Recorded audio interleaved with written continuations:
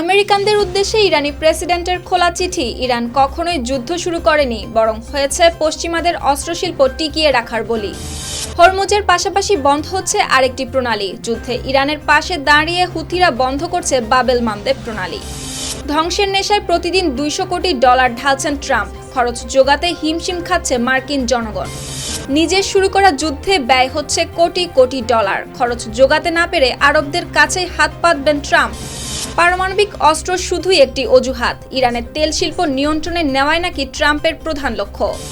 একের পর এক যুদ্ধে জড়াচ্ছে ইসরায়েলের সেনারা। সেনা প্রধানের দাবি, যে কোনো সময় ভেঙে পড়তে পারে সামরিক বাহিনী। হিজবুল্লাহর সঙ্গে ইসরায়েলি বাহিনীর তুমুল লড়াই, নিহত দখলদারদের 4 সেনা। ইরানে গোলাবারুদের ডিপোতে যুক্তরাষ্ট্রের বাংকার বাস্টার হামলা, বাড়ছে হতাহতের সংখ্যা।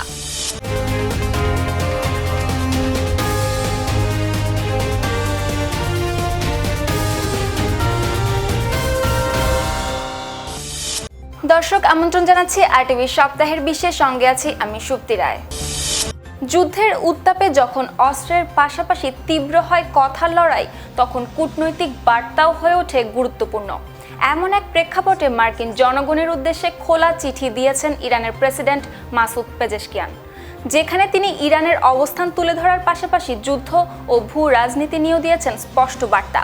বিস্তারিত হাওলাদার শামীমের প্রতিবেদনে।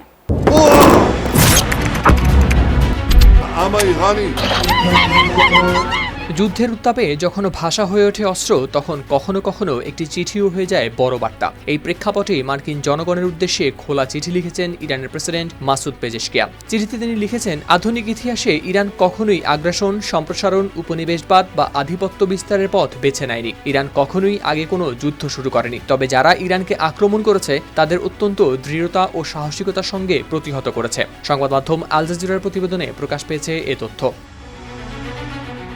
চিঠিতে তিনি আরও ইঙ্গিত দেন, ইরানকে নিরাপত্তা হুমকি হিসেবে যেভাবে উপস্থাপন করা হচ্ছে তা বাস্তবতার সঙ্গে পুরোপুরি মিলছে না, বরং এর পেছনে রয়েছে ভিন্ন কিছু রাজনৈতিক ও কৌশলগত স্বার্থ। ইরানের রাষ্ট্রীয় সংবাদ মাধ্যম প্রেস টিভিতে প্রকাশিত এই চিঠিতে পেজেশকিয়ান লিখেছেন, ইরান তার নাম, সত্তা আর পরিচয়ের দিক থেকে মানব ইতিহাসের অন্যতম প্রাচীন ও ধারাবাহিক এক সভ্যতা।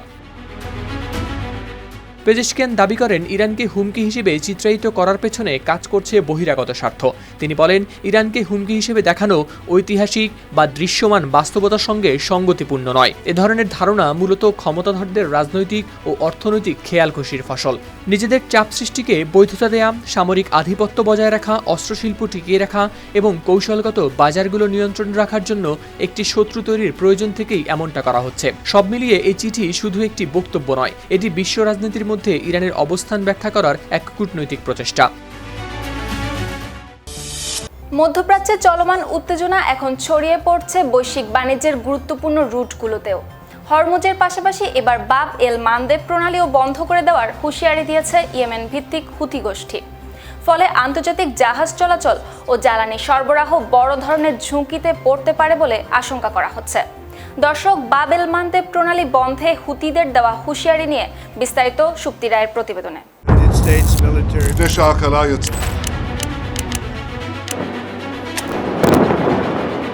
এবার হরমুজের পাশাপাশি বাব এল মানদেব প্রণালী বন্ধ করে দেওয়ার হুঁশিয়ারি দিয়েছে হুতিরা। এতে বিশ্ব বাণিজ্যের গুরুত্বপূর্ণ 2 শিরা উপশিরায় একসাথে চাপে পড়ার আশঙ্কা তৈরি হয়েছে। আল জাজিরার প্রতিবেদনে বলা হচ্ছে, ইয়েমেনের সানা থেকে হুথি গোষ্ঠী শুধু কথাই নয়, কাজেও দেখাচ্ছে তাদের অবস্থান।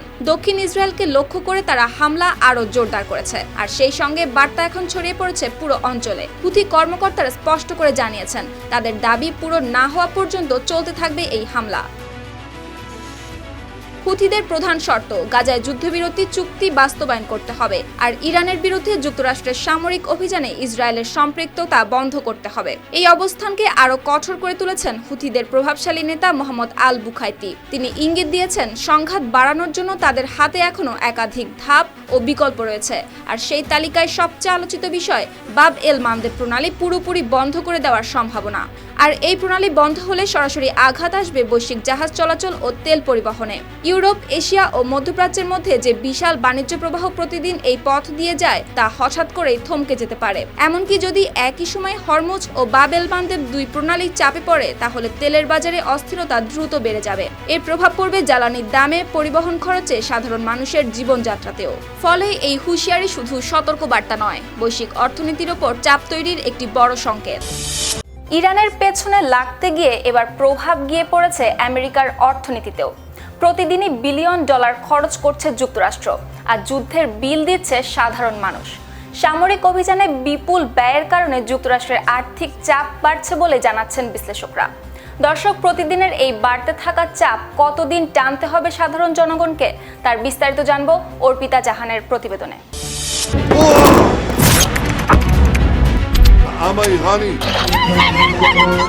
ইরানকে ধ্বংস ও তেলের লোভের নেশায় ট্রাম্প প্রতিদিন খরচ করছেন $200 কোটি।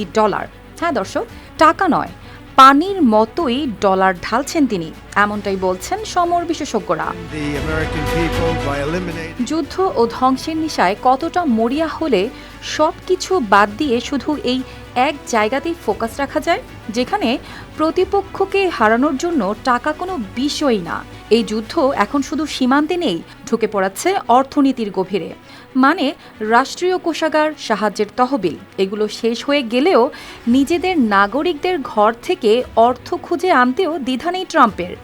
এই টাকা দিয়ে হয়তো তারা আরও নিজেদের ধনী জাহির করতে পারত, তৈরি হতে পারত হাজারো হাসপাতাল, উন্নত শিক্ষা ব্যবস্থা, মানুষের জীবনে স্বস্তির নতুন গল্প।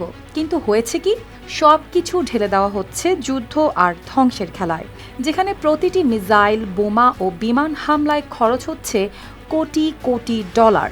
এর সঙ্গে আছে সেনা মোতায়েন, বিদেশে ঘাঁটি পরিচালনা, জ্বালানি, সব মিলিয়ে প্রতিদিনই বাড়ছে এই অঙ্ক। একটি যুদ্ধবিমান আকাশে তুলতেই যে জ্বালানি লাগে তার খরচই ছুঁয়ে যায় বিশাল অঙ্ক। আর শুধু চোখে দেখা খরচই নয়, স্যাটেলাইট নজরদারি, গোয়েন্দা তথ্য সংগ্রহ, এই অদৃশ্য খাতেও যাচ্ছে বিপুল অর্থ। পেন্টাগন কংগ্রেসকে জানিয়েছে যুদ্ধের প্রথম 6 দিনেই খরচ হয়েছে $1130 কোটি। তবে বিশেষজ্ঞদের ধারণা বাস্তব হিসাব আরও বড় হতে পারে। ব্রাউন বিশ্ববিদ্যালয়ের গবেষক স্টেফানি সাভেল মনে করেছেন, এই যুদ্ধের খরচ শুধু আজকের নয়, এর প্রভাব পড়ে দীর্ঘ সময় ধরে। রাষ্ট্রের ঋণ বাড়ে, অর্থনীতির ওপর বাড়ে চাপ। হার্ভার্ডের বিশ্লেষক লিন্ডা বিলমেসও ইঙ্গিত দিচ্ছেন, এই খরচের বোঝা শেষ পর্যন্ত গিয়ে পড়ে সাধারণ মানুষের ওপরেই। জ্বালানির দাম বাড়ে, বাজারে অস্থিরতা তৈরি হয়, ধীরে ধীরে সেই চাপ ঢুকে পড়ে মানুষের প্রতিদিনের জীবনে। এদিকে হোয়াইট হাউস যুদ্ধের জন্য অতিরিক্ত $20,000 কোটি বরাদ্দ চেয়েছে। বিশেষজ্ঞদের কাছে এই অঙ্ক শুধু বড় নয়, এটা ভবিষ্যতের জন্য এক গভীর সতর্কবার্তা। পরিশেষে এটা বলতেই হয়, অপকর্ম করে ক্ষমতাধররা আর তার ঘানি টানে সাধারণ মানুষ। এবার আর শুধু যুদ্ধ নয়, সামনে এসেছে নতুন বিতর্ক। সম্ভাব্য যুদ্ধের খরচ কে বহন করবে, এটাই এখন সবচেয়ে বড় প্রশ্ন। যুক্তরাষ্ট্র নাকি সেই ব্যয় মিত্র আরব দেশগুলোর ওপর চাপাতে চায়। হোয়াইট হাউসের পক্ষ থেকেও মিলেছে এমন ইঙ্গিত। যুদ্ধ শুধু রক্ত ঝরায় না, এটা গিলে খায় অর্থনীতি, ভবিষ্যৎ আর কখনো কখনো পুরো একটি অঞ্চলকেই। কিন্তু প্রশ্নটা হলো, এই যুদ্ধের খরচটা দেবে কে? মধ্যপ্রাচ্যে চলমান উত্তেজনার মাঝেই সামনে এসেছে নতুন এক বিতর্ক। যুক্তরাষ্ট্রের প্রেসিডেন্ট ডোনাল্ড ট্রাম্প নাকি ভাবছেন ইরানের বিরুদ্ধে সম্ভাব্য যুদ্ধের খরচ আরব দেশগুলোর উপর চাপিয়ে দেওয়া যায় কিনা। হোয়াইট হাউসের পক্ষ থেকেও মিলেছে এমন ইঙ্গিত। এই ব্যয় পৌঁছাতে পারে কয়েক দশমিক বিলিয়ন ডলার। 30 মার্চ সোমবার প্রেস সেক্রেটারি ক্যারোলিন লেভিট সাংবাদিকদের জানান, এই ধারণাটি নতুন নয়, অতীতেও ঘটেছে এমন ঘটনা। বিশেষ করে 1990 সালের উপসাগরীয় যুদ্ধের সময় যুক্তরাষ্ট্রের নেতৃত্বে গঠিত জোটের খরচ বহন করেছিল বিভিন্ন মিত্র দেশ। সেই সময়েও জার্মানি, জাপান সহ একাধিক দেশ মিলে তখন প্রায় জোগাড় করেছিল $54 বিলিয়ন। বর্তমান সময়ে যা $134 বিলিয়ন সমতুল্য। সংবাদ মাধ্যম আল জাজিরার প্রতিবেদনে প্রকাশ পেয়েছে এই তথ্য। It's something the president would be quite interested in calling them to do. I won't get ahead of him on that, but certainly it's an idea that I know that he has and something that I think you'll hear more from him on. এবারও কি সেই একই পথে যাবে যুক্তরাষ্ট্র? Leavitt সাংবাদিকদের বলেন, president এই ব্যাপারে বেশ আগ্রহী, তবে চূড়ান্ত সিদ্ধান্ত এখনো স্পষ্ট নয়। অন্যদিকে বাস্তবতা কিছুটা ভিন্ন। এবারের সংঘাতে যুক্তরাষ্ট্র ইসরায়েল অনেকটাই জড়িয়ে পড়েছে একতরফাভাবে। ফলে আঞ্চলিক দেশগুলোকে সরাসরি যুক্ত না করেই যুদ্ধের খরচ ভাগ করে দেওয়ার বিষয়টি হয়ে উঠেছে আরো জটিল। এর মধ্যে আরেকটি প্রস্তাবও এসেছে সামনে। ট্রাম্পের ঘনিষ্ঠ ভাষ্যকার শন হ্যানিটি জানান, যে কোনো যুদ্ধবিরতি চুক্তিতে ইরানকে যুদ্ধের খরচ বহন করার শর্ত অন্তর্ভুক্ত করা উচিত, যে যুদ্ধে প্রায় 2000 ইরানি নিহত হয়েছেন। হ্যানিটি বলেন, এই পুরো সামরিক অভিযানের সম্পূর্ণ খরচের জন্য তাদের অবশ্যই আমেরিকাকে তেল দিয়ে পরিশোধ করতে সম্মত হতে হবে। With respect to the timeline, again, the President, Commander-in-Chief, the Pentagon has always stated 4 to 6 weeks estimated timeline for Operation Epic Fury. We're on day 30 today. So again, you do the math on how much longer the Pentagon needs to fully achieve the objectives of Operation Epic Fury, which I will reiterate: destroy the Iranian Navy, destroy their ballistic missiles, dismantle their missile and drone production infrastructure, significantly weaken their proxies throughout the course of this operation, and then of course preventing Iran from ever obtaining a nuclear weapon. কিন্তু ইরানের অবস্থান সম্পূর্ণ উল্টো। তাদের দাবি, যুদ্ধের ক্ষয়ক্ষতির জন্য ক্ষতিপূরণ দিতে হবে যুক্তরাষ্ট্রকেই। এই পাল্টাপাল্টি দাবির মাঝে যুদ্ধের খরচ যেন পরিণত হয়েছে এক নতুন সংঘর্ষে। বিশ্লেষকদের মতে এই যুদ্ধের ব্যয় দ্রুতই বাড়ছে। সংঘাতের 12 দিনের মাথায় খরচ দাঁড়িয়েছিল প্রায় $16.5 বিলিয়ন, আর এখন 1 মাস পার হয়ে যাওয়ায় সেই অঙ্ক আরো অনেক বেশি। হোয়াইট হাউস ইতিমধ্যেই কংগ্রেসের কাছে কমপক্ষে $200 বিলিয়ন অতিরিক্ত সামরিক ব্যয়ের অনুমোদন চেয়েছে। যুদ্ধ শুধু ময়দানে নয়, চলছে হিসেবের খাতাতেও।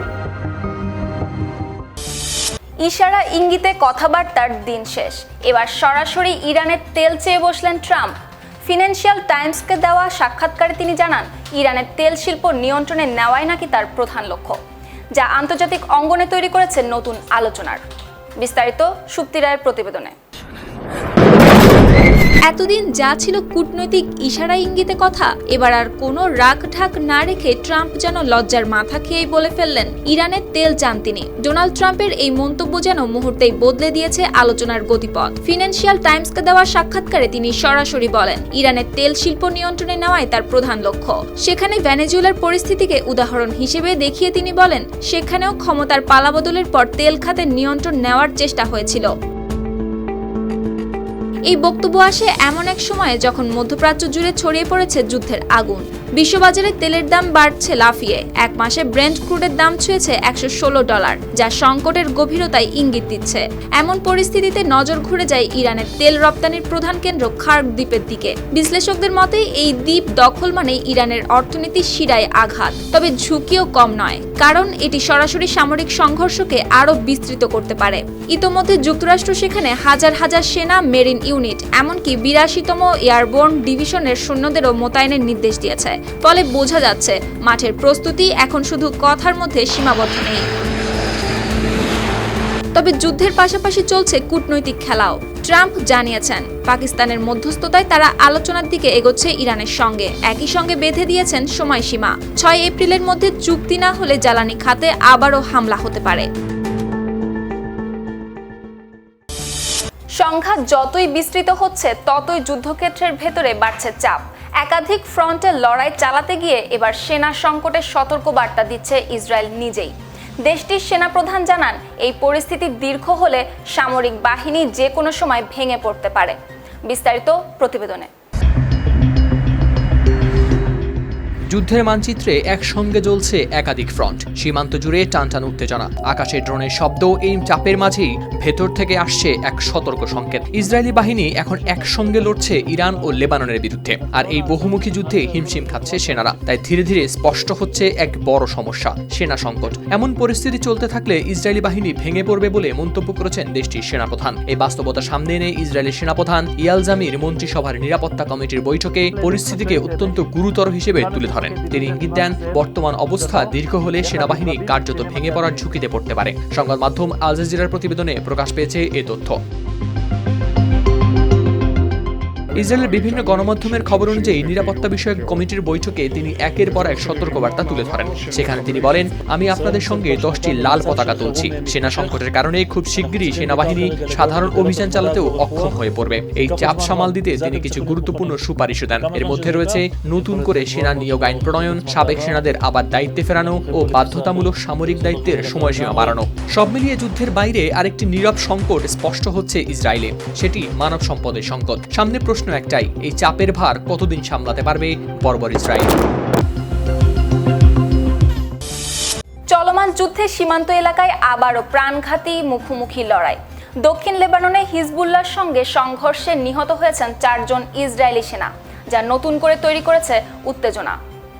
দর্শক, চলমান যুদ্ধে দখলদার ইসরায়েল হারাচ্ছে একের পর এক সেনা। এবার কি তবে থামবে যুদ্ধ? প্রতিবেদনে জানবো বিস্তারিত।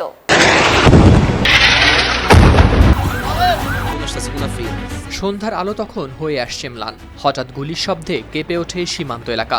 খুব কাছ থেকেই শুরু হয় গোলাগুলি, আর কয়েক মিনিটেই বদলে যায় পরিস্থিতি। দক্ষিণ লেবাননে হিজবুল্লাহর সঙ্গে সংঘর্ষে নিহত হয়েছেন বর্বর ইসরায়েলের 4 জন সেনা, আহত হয়েছেন আরও 2 জন। বার্তা সংস্থা এএফপির প্রতিবেদনে প্রকাশ পেয়েছে এই তথ্য।